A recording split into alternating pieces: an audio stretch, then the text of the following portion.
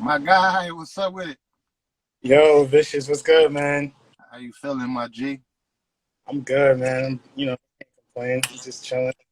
How's everything with you? I can't complain, really, bro. I'm just staying out the way. I hear that, man. I hear that. Hello. Thank you for taking the time out and joining me on this. Oh yeah, nah, it's an honor, bro. Shit, I owe you an apology for missing the last one and shit. Oh, Definitely. nah, that's no stress, man. Things happen. Just reschedule and try to have a good time the next time. That's all. But I understand that happen, and you can't do anything about that. Nah. I just want you to know it's all love, man. I wouldn't normally miss nothing. That shit was just some weird shit. Right. But yo, let's just hop right into it, man. This is episode 11. Welcome everybody to Soul Chat. I'm Soul Tronic, if you don't know, and this is a dope, platform for us to get to know producers on a more than just their beats. But today, we actually have one of the dopest lyricists in hip hop. If you don't know, you better get familiar. We got Kid Vishis in here. Alien Gang is here, my G. What's up with it? Chilling, man. Chilling. It's an honor, it's a privilege to be able to speak to you and get to know you a little bit more. Um, you know, just outside of the music, get to know how you came up and everything going on with you. But let's just jump right into it, man. Like, so I know for you it's a little different than other people because it wasn't just you growing up. Getting into music, you had brothers that were doing it as well. Yeah. So where did the original love for you for music come from? I think it just came from that, man. Like I had two older brothers that Ahmad the poet, salute my brother. I think all the aliens, shout out to all the aliens. Real. Um, I got two of them, so it was like what one brother was into, you know what I'm saying? Like they was real similar, but they still had their own preference of music and stuff like that, and they knew hip hop. You know what I'm saying? Like my oldest brother, like he could talk hip hop with anybody, any era. You know what I'm saying? Um, and I just think that's what it was. All the good music, all the quality music that they would play around the house. And I never really thought that I could do it. When I was listening to them, it was more like, wow, how are their brains doing this? Like that's crazy. And I just kind of start writing, just messing around. And it was the other people that was telling me that I was good and shit. I still didn't believe it. And they was all telling my brother, like Royce, this dude can go. Like you ain't heard your brother rap yet? Like this nigga can rap, bro. So I mean, he had me come up to the lab one day, sitting up there all damn night. And then right when I was like, all right, man, I'll just come back tomorrow. He was like, no, hold on, go in the booth. I want to hear you spit something real quick. Wow. So my heart was fucking racing, pumping through my chest. I went in that booth, dog, and I closed my eyes. I just took a deep breath and just hurled out whatever rap that I had. And Royce is not the nigga who you can expect to get a huge reaction from no matter what. Like, you know what I'm saying? Right. So he was just like, all right, I'm like, oh, okay. And I left not knowing how he felt about it and shit. Come to find out, he was fucking with it. And shit, the rest is really like history. We start going on the road. I had like 2 raps on the road with Royce and shit. But yeah, I was there. I was there. That's what's up, man. So it wasn't even like for you, it's from what it sounds like, it wasn't even like you're telling him I could do this. It's like you kind of just let other people speak for what you could do. Absolutely. I never thought that I could do it. I always looked at his level of rap as like the highest level of lyricism. So I'm not fucking on that level yet. You know what I'm saying? So he gonna look at my shit and laugh. You know what I'm saying? Like I'm just like a novice dude. But he actually took a liking to it. And then it's like ever since then, it's like so many things that I learned just being in the studio with him. And whether we doing the song or not, just kind of just watching how he do, it's like I pick up certain things, certain tricks. So I mean, I think I've progressed a whole lot over the years. So I'm continuing to get better too, because it's like shit. I still feel like I got so much to prove. I feel like I got a lot to prove to myself. I got a lot to prove to all the aliens and people that support me. That like, man, I don't know. I feel like it's fun. It's fun doing it, but I definitely feel like, nigga, I'm fucking, I'm in my prime and shit now. So Nice, man. So at what point were you like, because I'm pretty sure he, like him and your other brothers and, you know, other people that were around you, like heavily influenced like how you were rapping. Like at what point where it was like, nah, I'm gonna do kind of my own thing instead of like trying to do something that, you know, kind of sounds like what they were influencing? I mean, I just really did. It went from me just trying it to me trying to be good at rap and words, and you know what I'm saying, like just bars and punchlines and shit like that, to it kind of, not kind of, it turning into basically my therapy. Like now, if I do a record and it's an aggressive record, I probably was getting something off of my chest so that I don't take it, you know, and personally do something on some BS, you know what I'm saying, in real life. I get to get it off my chest on record. So it's like, that's my release.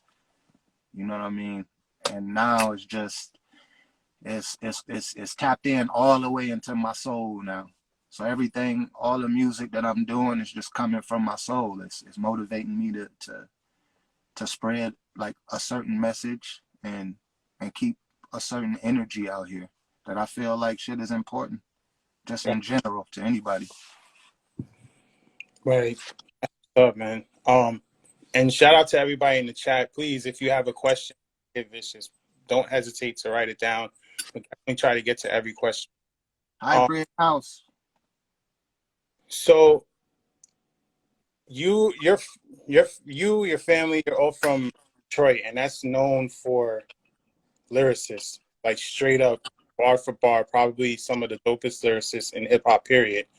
For you personally, was there a pressure there to keep that mantle like upheld, or was it just, I'm just gonna do my thing and whatever they think of it is whatever they think of it? I think for me, the bar was already up so high because of who my brother is, that I never really felt the pressure from nobody else. You get what I'm saying? Yeah. It's like it was all inclusive to who my brother is. Like, you know what I'm saying? People already expect for me to be on a certain level because of Royce. And, you know, if I don't meet that criteria, then I'm going to get criticized like a motherfucker. And if I do, then it's just going to be like, oh, okay, well, that's how you're supposed to be rapping. It's never a moment where it's just like that nigga's nice, period. You get what I'm saying? It's always, oh, he nice, but look at who his brother is, or you get what I'm saying? Yeah. So I don't know. All of that is just like normal shit now. I don't even pay that shit no attention. The people who appreciate it, I appreciate them. And the people who want to criticize, I appreciate them. People who hating and shit, I appreciate them too, man. I mean, it's life. It is what it is. Yeah, I mean, like, yeah, like you said, it kind of, especially with, you know, Royce being who he is, definitely like,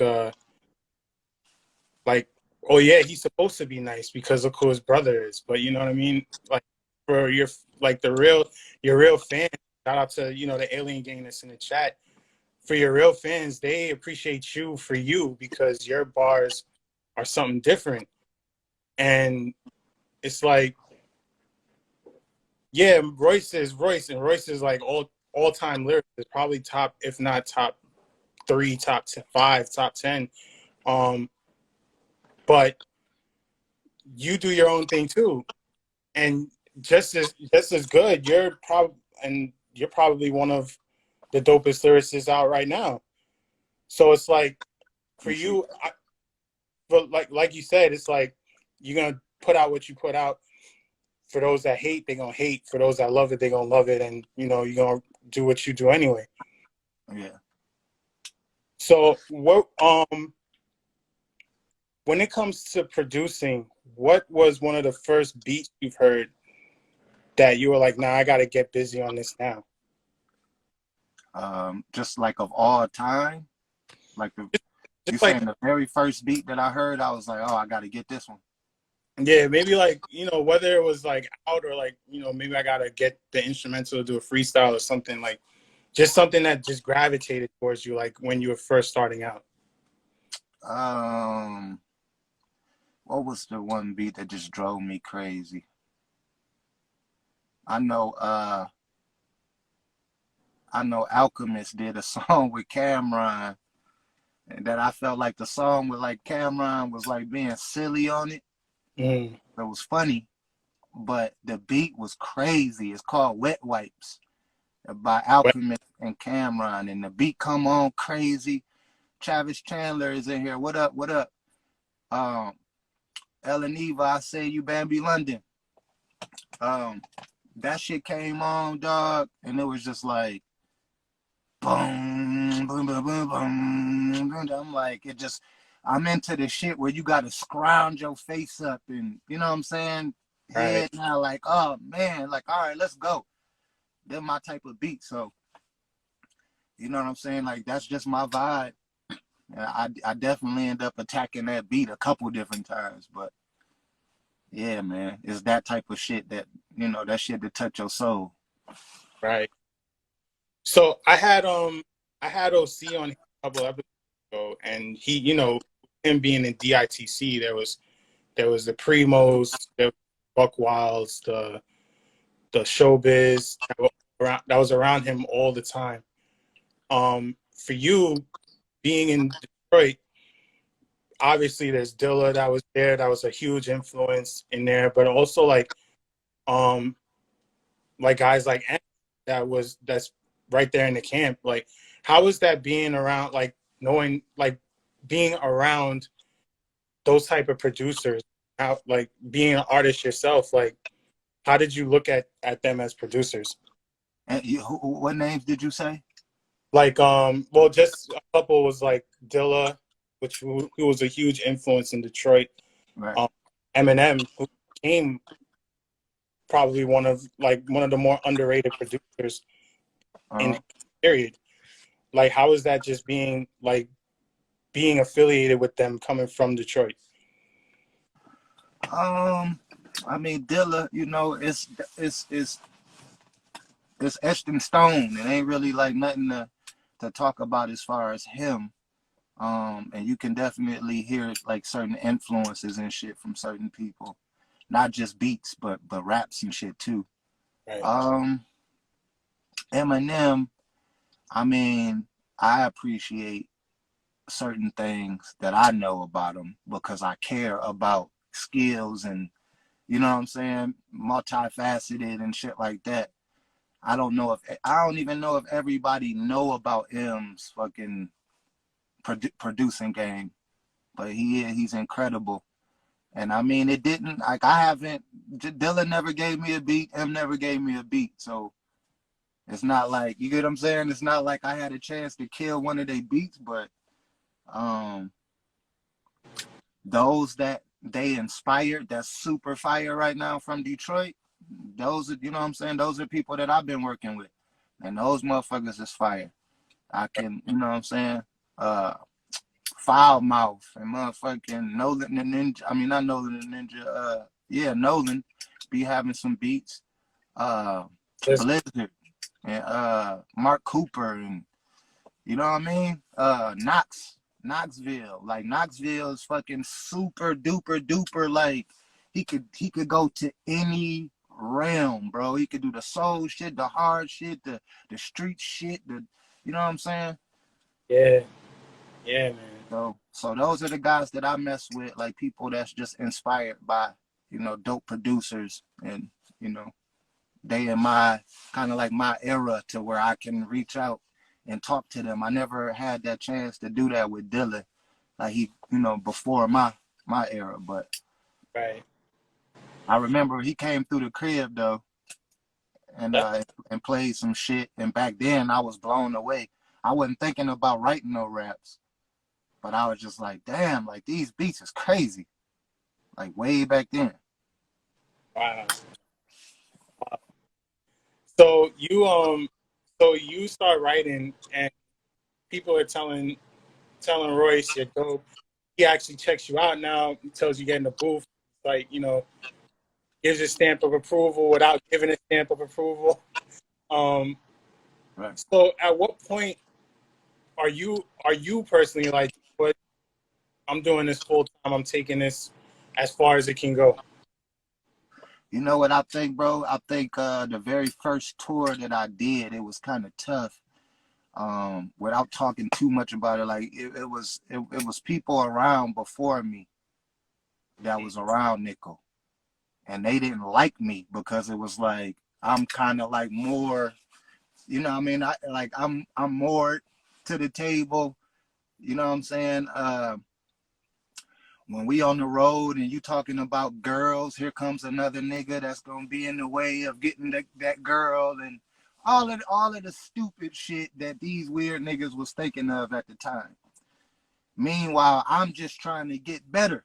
I'm calling these niggas bro and big bro and shit like that because I'm trying to learn from them, and then they trying to like play me and shit. So that ended up being a problem. You know what I mean? We end up getting into it, all kinds of shit. And you know, I basically fought through it. We go to the radio station and spit bars.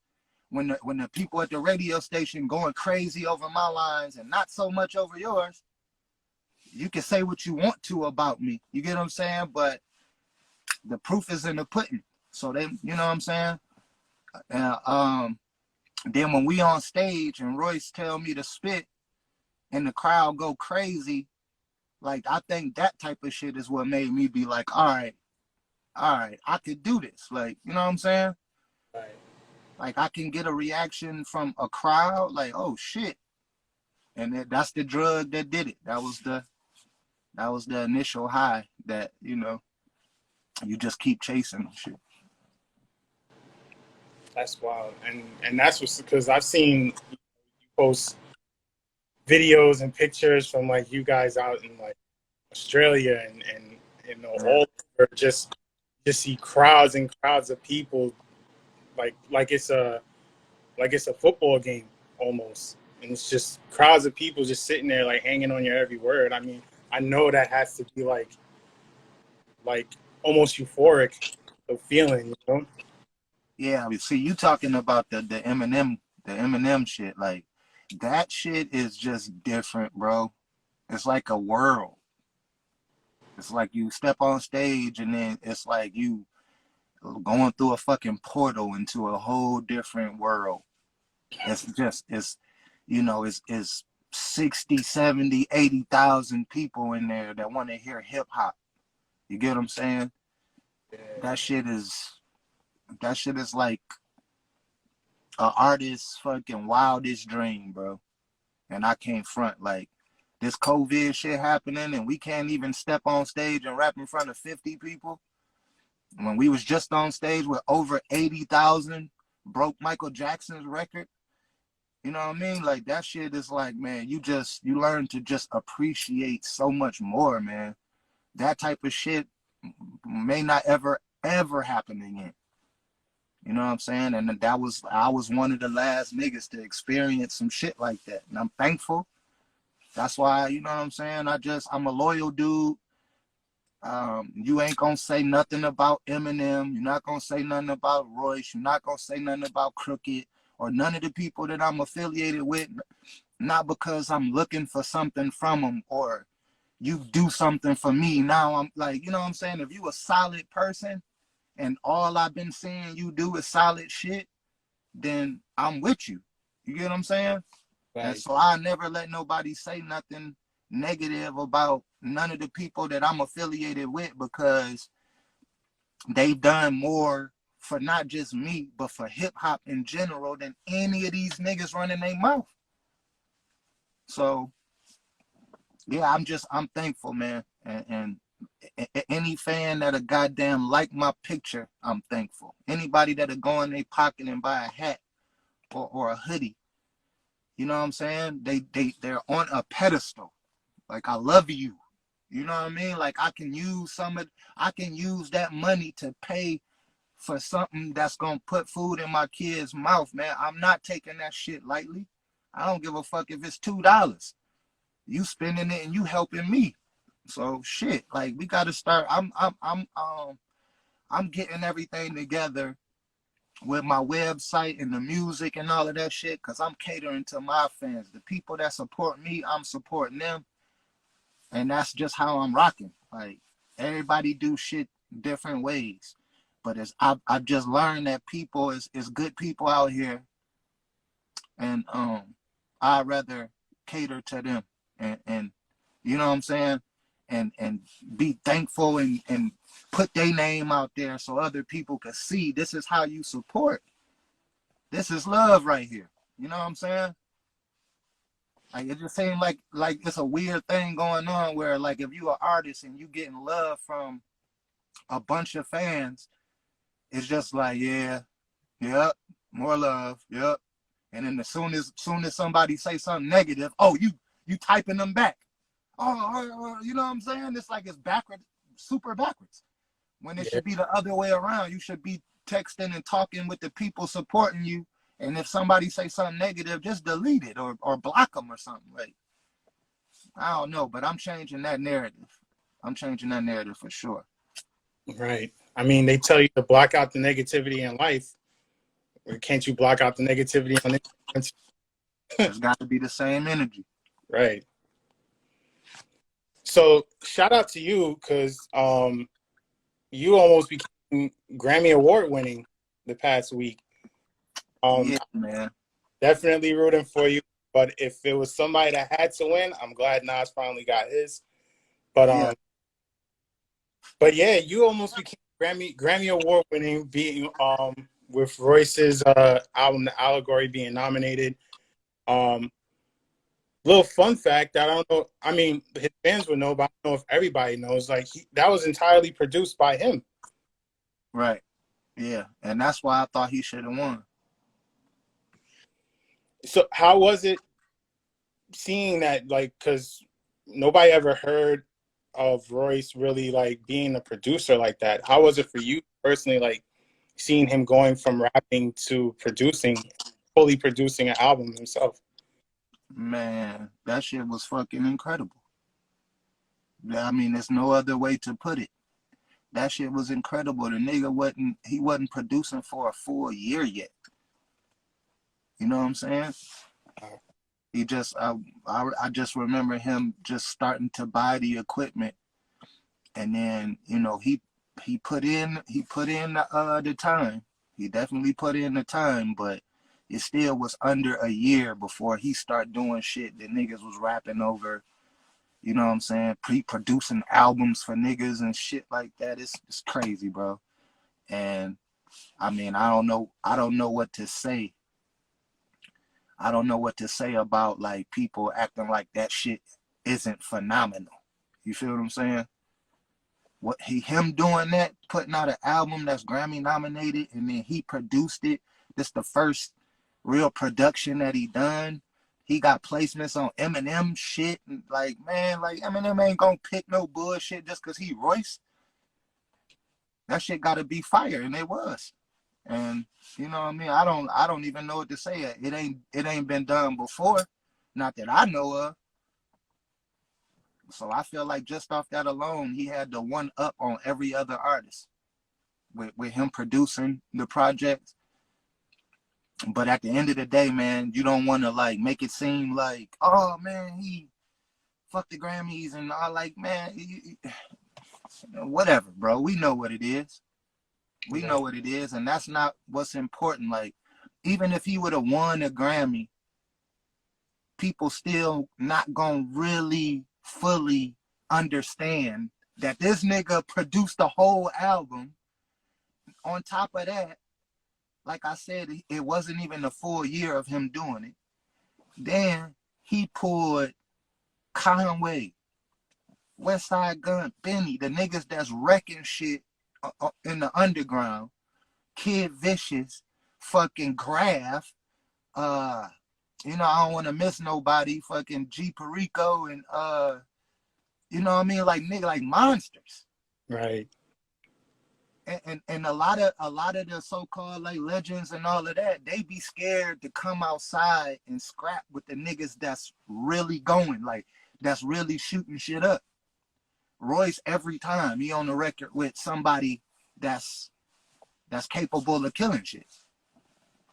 So it's just, if you put all those factors in there, and the fact that he still, you know, and just the way that the album was put together, the features, the production, it's hard to compete with that, period.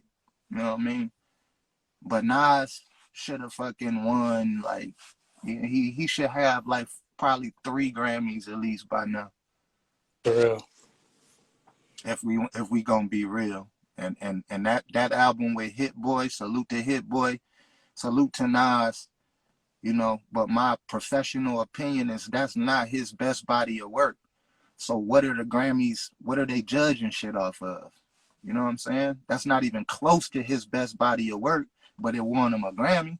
Right. So what is that asking for Nas to do? I don't know, but it is what it is, man. Right. So so you have a lot, I know you have a that's going to be coming out soon. What is your process, as in, you know, when you're listening to beat? Is there anything specifically that stands out to you? Is there anything like, is there like a concept where like a certain beat sounds better than maybe like something that sounds hard? Like, what is your process in terms of like crafting together an album? I think the initial process is to just get in the rhythm. You know what I'm saying? I think it's just like getting in the rhythm of recording and getting in your zone. And then now, if you got enough production around you, like different vibes and shit like that, like for me, I just start going. And then if it's a certain style that I'm into, like I may get into like some conceptual, like soulful shit. And those are the type of beats that I want people to send me. You feel me? And then once I've done that for a minute, man, I need some like hardcore headbanger shit. And then I get those beats sent and I'll be working on those for a minute. And then meanwhile, when I want like something that's like up tempo or where I can rap in double time or something, I go back and listen to the other beats that I had. Like it's just a crazy process where I need lots of beats and just lots of time in the studio. Lots of weed. Shouts out to Glove Love. Shouts out to Hybrid House. They keep me like, and I don't just mean weed, like or the super duper expensive rapper weed that like come in the cool ass packages, but then when you open it and smoke it, it's just like, oh, okay. I'm talking about, nigga, the top line. You come to Michigan and you smoke Glove Love or Hybrid House, you'll see what I'm saying. Top notch, top of the line. But yeah, that's pretty much it, man. That's pretty much it. All I need is just, you know, the beat gotta just gotta touch my soul. That's all. That's what's up, man.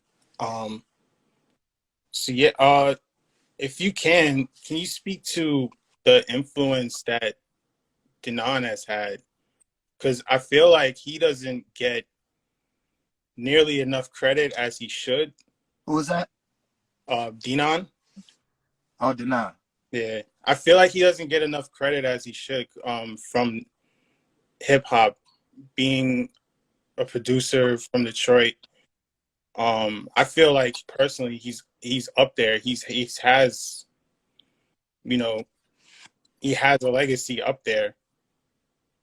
I'm pretty sure like he has a legacy in Detroit, but I mean in terms of hip hop in general, he doesn't get the credit that he deserves. Yeah.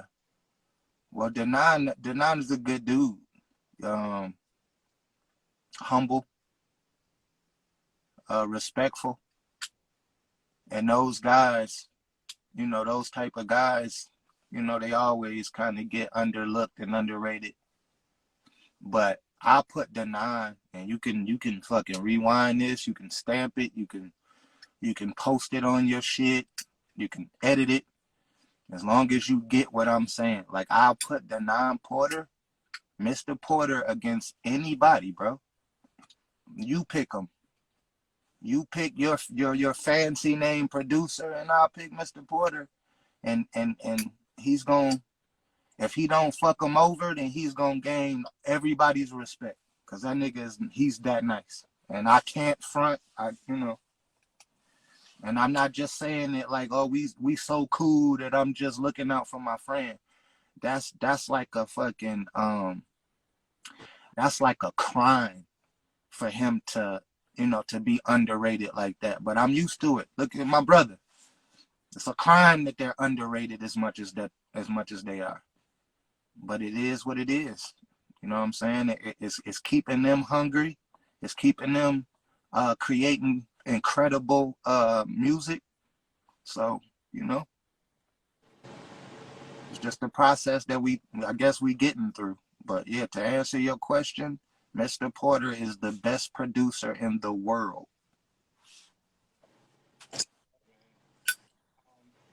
So I have a question. Where did Alien Gang start from?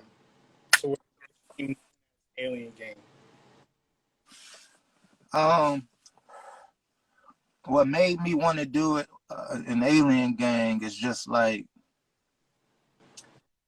it's like when we got Heaven Studio, and you get all these different artists that come up, to heaven. That's just, they're held on a certain level. They held high in a certain regard, and it's like they looked at as different from everybody else. You know what I'm saying? It's more like the extraordinary beings of the world, and we all are pretty much an alliance. We just haven't formally made it to where it's like, yo, this is the Alien Gang and this specific people. It's more like no boundary to it. You an alien, you know what I'm saying? You an extraordinary being in what you do. You know what I mean? And it go outside of music. Shouts out to my sis Barb. She's an alien. You know what I'm saying? Don't nobody got to hustle like sis. You know what I mean? Like, it's just an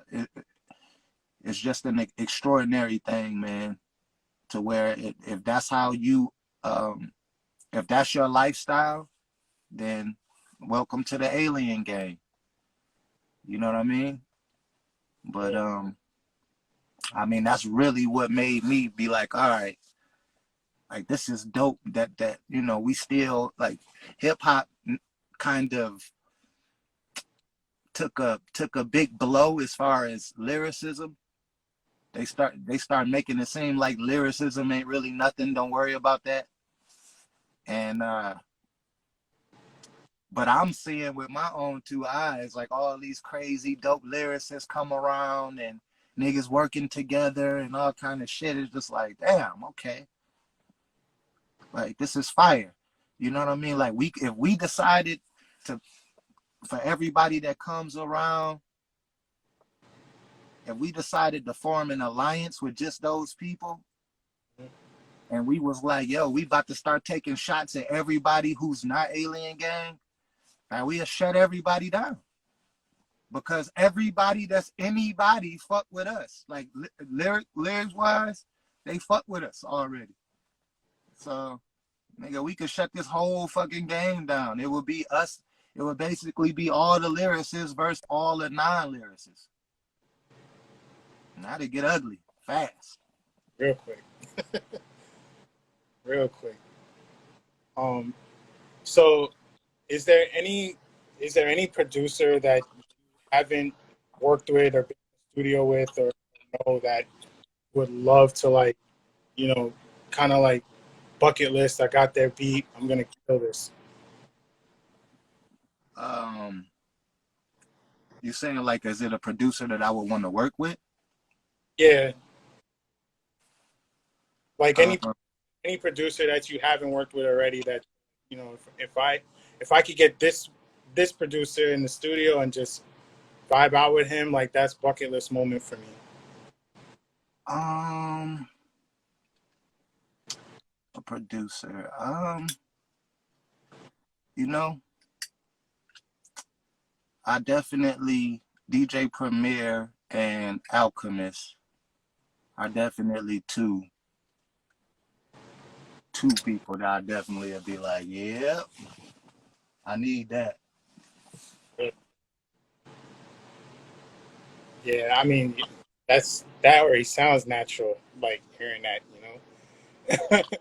Cause I know they both got like exactly what I would just go crazy on. You know what I'm saying? Royce got some shit that he already sent me that I already killed, so I ain't gonna say him. And who else?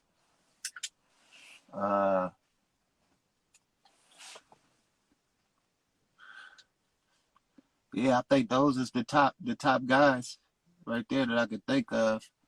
I know I killed some shit from M too, but people ain't really up on M for production like that. But he definitely got some crazy shit. All right, Vicious. This is the staple of the show. We're gonna enter new. Oh, well, it's not new. We're gonna enter a area called over under. Okay. So I usually ask 3 questions, and it's like overrated, underrated. So just in your personal opinion, it's not no fight. It's just how you feel, you know. And we'll get into it from there. So first question. You said over under, like overrated, underrated? Yeah. Okay. So first question is, in your opinion, who is the most overrated producer of all time, and who's the most underrated? Shit. Overrated producers.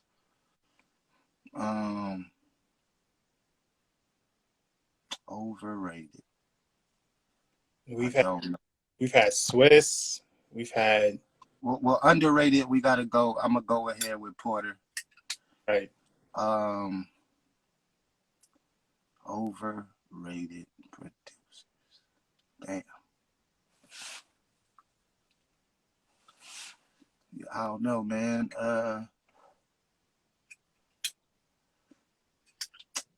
I personally say like DJ Mustard.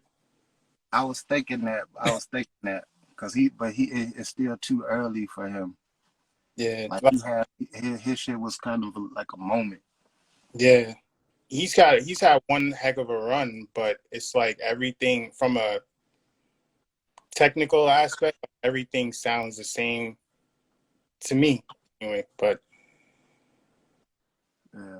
yeah, it still doesn't take away from his run at all. I mean, Scott Storch had a moment, but you know what I'm saying? In hindsight, his shit was kind of overrated. A lot of his shit was kind of overrated. But I don't really like. What else you got, man? I don't really like nowadays. I don't like pointing to people that like. If people appreciate their music, then you know it ain't really about me in my crazy opinion. It's all good. So the next question we have is as far as um beats, in your opinion, what is the most overrated beat of all time to you, and what is a beat that you think is real underrated? Um, damn.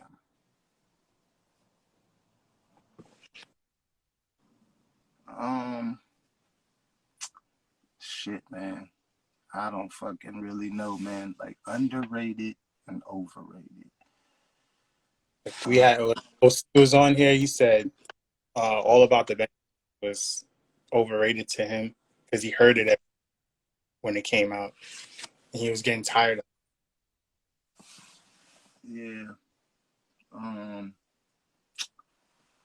all about the Benjamins overrated. I can't agree with that, bro. it. Right. That shit was hard as hell at the time. Yeah.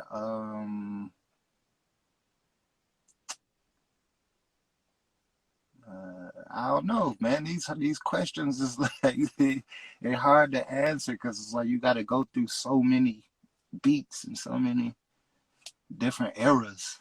Right. Well, maybe Cause like, not of all time, but just probably one that like sticks out to you as like, that wasn't it, or something that's like, yo, how come people aren't talking about this more? um, mm, For overrated, we've had like Death of Auto Tune, um, like Laffy Taffy. For yeah, but see, that's the thing. I don't know who made those beats, but yeah, like all of those type of beats are terrible to me. Um, Laffy Taffy and uh, all of like the jingly type goofy sounding little beats. Like I don't mess with none of that shit. right. Uh, but I don't know. Like all of the beats that I feel like is dope as fuck through history, I feel like they get credit. So I Right. don't know. I don't know what beat would be like underrated. Maybe some of Dilla's shit is still underrated to me. Yeah, we definitely had like some of his albums that came out. We had like Black Milk's project that dropped that was like underrated. Yeah. Per like a lot of Q-Tip stuff, Tribe Called Quest. It's a producer from Texas named Jay Rhodes. J. Rose is not Yeah, he's super duper duper underrated too, man. Super underrated. for real. And the last question is, what is a collab between a rapper and producer where like you heard it and you were like super hyped to hear what it would sound like, and then when you heard it, it kind of didn't do it for you. And then on the flip side, what is one that you heard that you thought wasn't gonna be it, but then when you heard it, it was like, oh, that's actually pretty dope. Um, So like, there's give an example, it's like everybody heard Nas and Kanye West working together and thought that was gonna be super dope, and then it came out and nobody was really feeling it like that. yeah. That's definitely one. That's definitely one. I didn't know how that shit was gonna sound. It's just like a weird dynamic to me. But I think that let me see.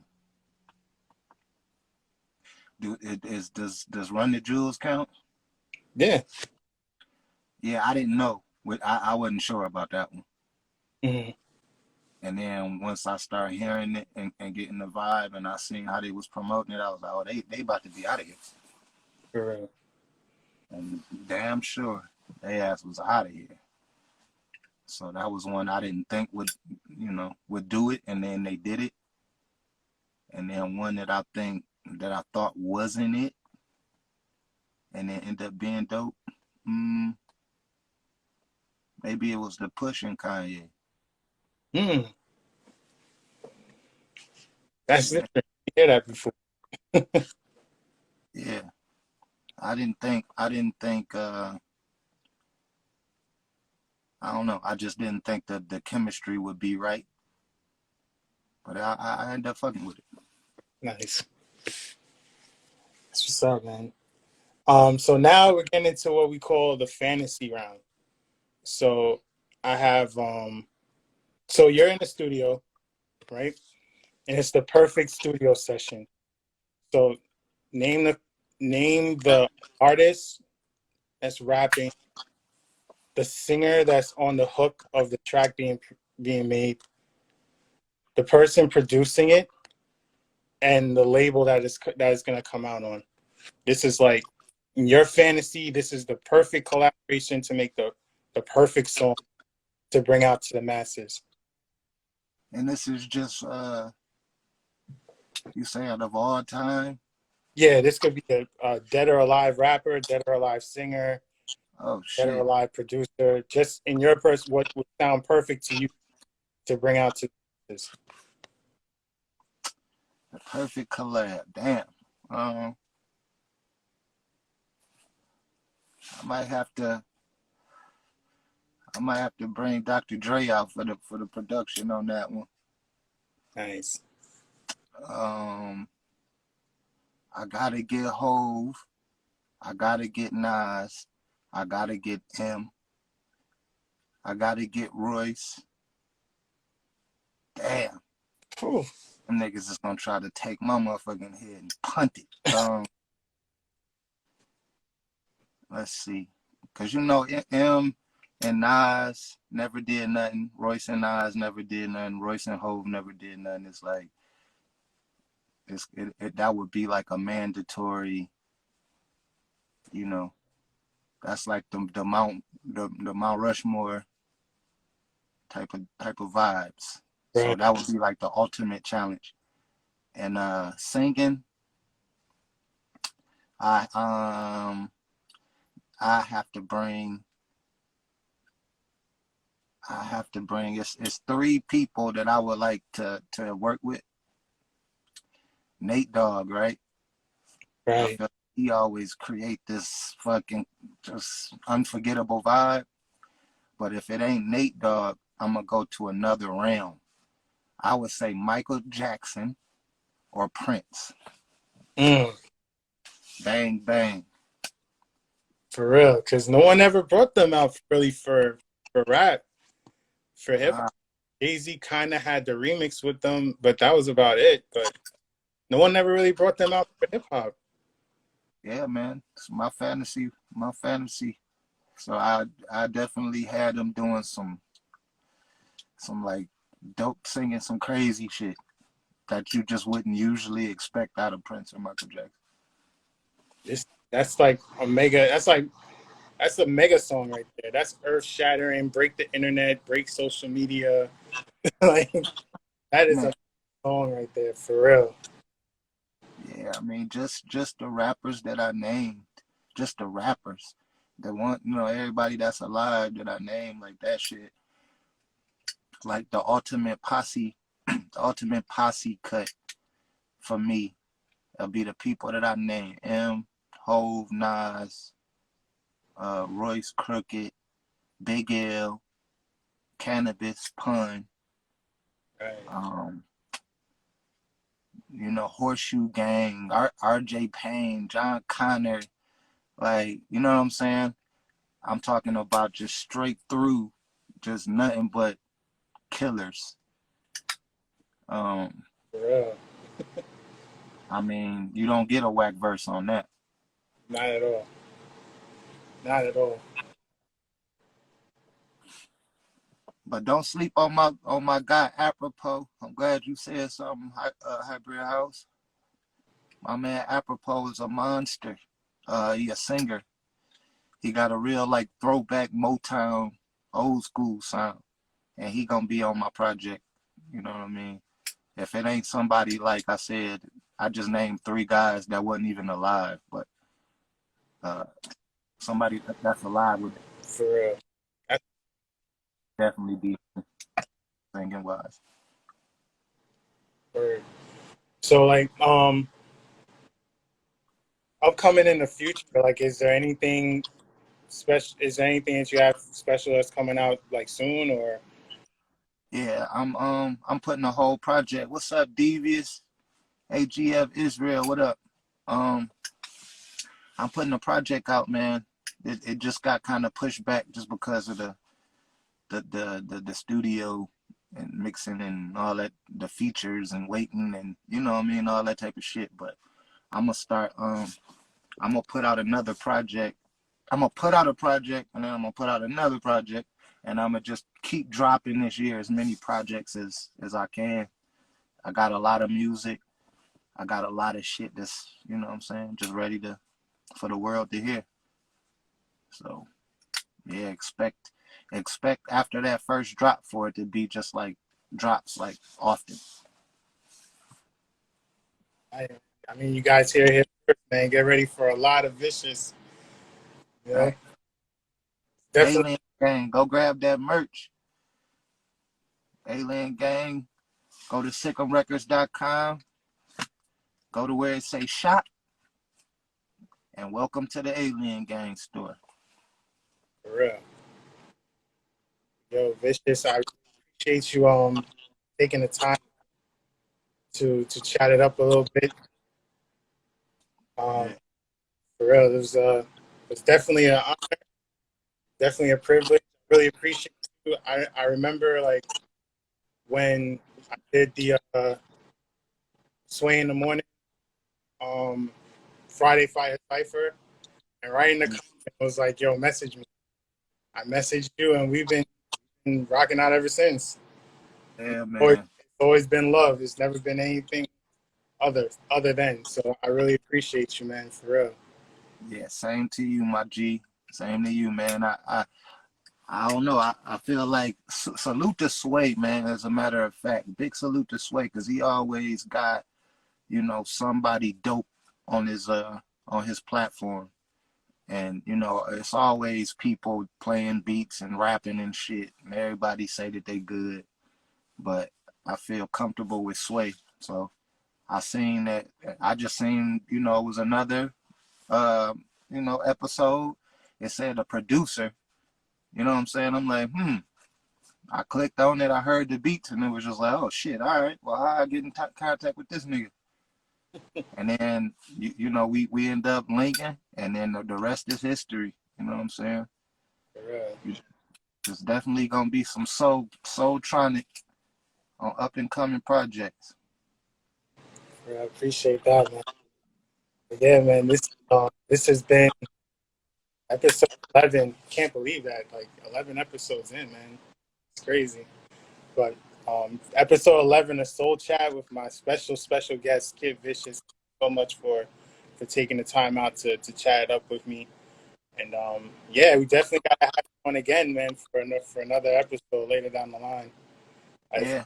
We can Yeah, talk about the projects once they drop. yeah. Anytime, man. Thanks for having me. Send me some more of them heat rocks to that email, man, so I can keep going. Definitely, I got you, man. All right, my brother. Well, salute, man. Thanks again for having me on. All right, thank you, man, for coming on. For real, appreciate it. All right, guys. Have a good rest of your night, and we'll be back same time, same day. Alien Gang. Peace.